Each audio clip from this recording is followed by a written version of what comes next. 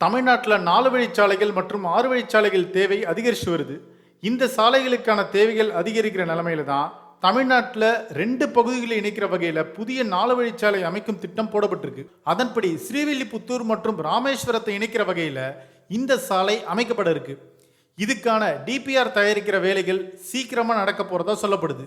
விரைவா அதுக்கான டெண்டர் விடப்படும்னு எதிர்பார்க்கப்படுது. சிவகாசி, அருப்புக்கோட்டை, பார்த்திபனூர் வழியா ஸ்ரீவில்லிபுத்தூர் மற்றும் ராமேஸ்வரத்தை இணைக்கிற வகையில் இந்த 4 வழிச்சாலை அமைக்க பிளான் பண்றாங்க. இந்த புதிய சாலையானது தென்காசி மற்றும் விருதுநகர் மாவட்டங்களில் வசிக்கிறவங்களுக்கு ஒரு வரப்பிரசாதமாக அமையும்னு நெடுஞ்சாலைத்துறை வட்டாரங்கள் சொல்லுது. மத்திய நெடுஞ்சாலைத்துறை அமைச்சரான நிதின் கட்கரி சமீபத்தில் தான் தமிழ்நாடு வந்தார். இப்படி இருக்க இதன் மீதான கவனம் அதிகரிச்சிருக்கு. ஆனால் இதில் முழுக்க முழுக்க மாநில அரசு மட்டுமே நிதி செலவிட்டு சாலை அமைக்க போறதா சொல்லப்படுது. மதுரை வழியா போக வேண்டிய தேவையை தவிர்த்து ராமேஸ்வரத்துக்கு நேரடியாக போக முடியும். இதனால பயண நேரம் அப்படின்றது 2 மணி நேரமா குறையும். இப்போ மதுரை வழியா போகிற கொச்சி டு தனுஷ்கோடி சாலை தான் மக்கள் அதிகமாக பயன்படுத்துறாங்க. பல லட்சம் பேர் போகிற இந்த சாலை தான் ராமேஸ்வரம் போகிற ஒரு முக்கியமான சாலையா இருக்கு. மதுரையிலிருந்து பரமக்குடி வரைக்கும் 4 வழிச்சாலையா இது இருக்கு.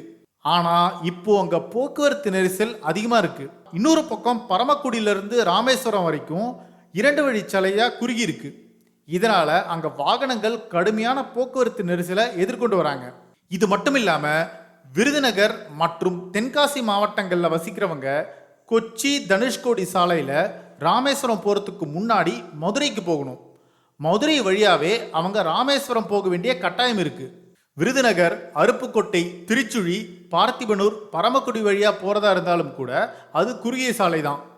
இதை தடுக்கவே சிவகாசி, அருப்புக்கோட்டை, பார்த்திபனூர் வழியா ஸ்ரீவில்லிபுத்தூர் மற்றும் ராமேஸ்வரத்தை இணைக்கிற வகையில் இந்த 4 வழிச்சாலை அமைக்க பிளான் பண்றாங்க. தமிழ்நாட்டில் 4 வழிச்சாலைகள் மற்றும் 6 வழிச்சாலைகளுடைய தேவைகள் இப்போ அதிகமாக இருக்கு. அப்படி இருக்கும்போது உண்மையிலே இது மக்களுக்கு ஒரு மிகப்பெரிய உதவியா இருக்க போகுது. இதனால SH42 வழிய 4 வழி நெடுஞ்சாலையா விரிவுபடுத்துறத இந்த திட்டம் முதன்மையா கொண்டிருக்கு. இதுல முழுக்க முழுக்க மாநில அரசு மட்டுமே நிதி செலவிட்டு சாலை அமைக்க போறதா சொல்றாங்க. தேவையான இடங்கள்ல உயர்மட்ட சாலைகள் அமைக்கப்படும். அதே மாதிரி சில இடங்கள்ல சர்வீஸ் ரோடும் அமைக்கப்படும். ஸோ பயண நேரம் அப்படின்றது 2 மணி நேரமா குறையும். இப்ப ஜூலை 2023 நிலவரப்படி 5173 கிலோமீட்டர் நீளம் கொண்ட 48 எக்ஸ்பிரஸ்வேஸ் இந்தியாவில் இருக்கு. மேலும் 8772 கிலோமீட்டர் கட்டுமானத்தில் இருக்கு. இப்படி இருக்கும்போது இந்தியாவில் அதிகமான எக்ஸ்பிரஸ்வே கட்ட மத்திய அரசு ஊக்கப்படுத்திட்டே இருக்காங்க. ஸோ அதன் ஒரு பகுதியாக தான் இந்த ஹைவே ப்ராஜெக்டும் வரப்போகுது. ஸோ ஸ்ரீவில்லிபுத்தூர் டு ராமேஸ்வரம் இடையே அந்த 4 வழிச்சாலையை பற்றி உங்களுடைய கருத்து என்ன? ஸோ இந்த சாலை இந்த பகுதி மக்களுக்கு ஒர்க் அவுட் ஆகுமா ஆகாதா? உங்களுடைய கருத்து என்ன?